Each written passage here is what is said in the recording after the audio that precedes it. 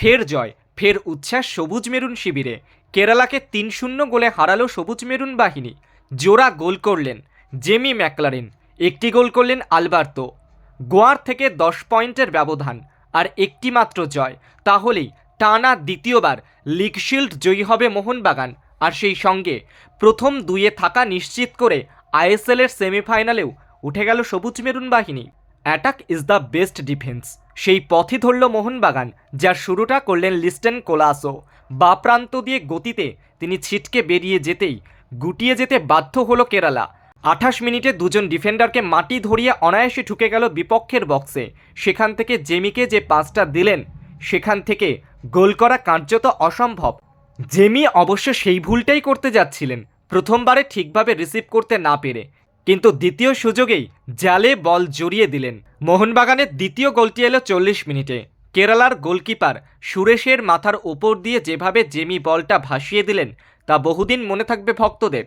একইভাবে মনে থাকা উচিত কামিন্সের বিশ্বমানের অ্যাসিস্টেও। ম্যাচে তৃতীয় গোলটি এলো সবুজ মেরুনের ডিফেন্ডারের পা থেকে।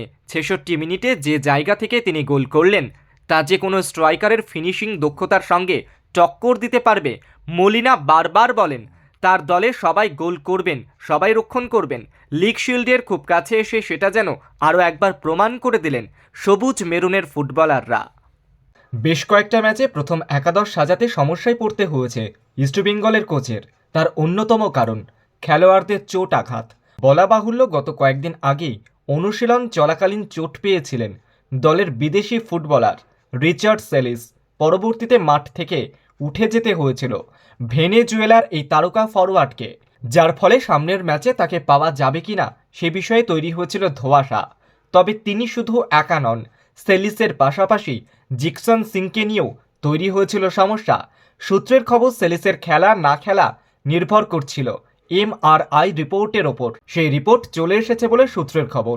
আগামী 2 সপ্তাহ তিনি মাঠের বাইরে থাকবেন এমনটাই মনে করা হচ্ছে। আর তাতেই শিয়রের সংকট কোচ অস্কার ব্রুজোর। পরপর 2 ম্যাচে সেলিসকে মাঠে পাবেন না লাল হলুদের হেড স্যার, যা নিঃসন্দেহে বিরাট ধাক্কা। এই পরিস্থিতিতে পরপর ম্যাচগুলোতে দলের মাঝমাঠের দখল নেওয়ার ক্ষেত্রে আদৌ কাদের উপর ভরসা রাখেন ব্রুজো, এখন সেটাই দেখার বিষয়।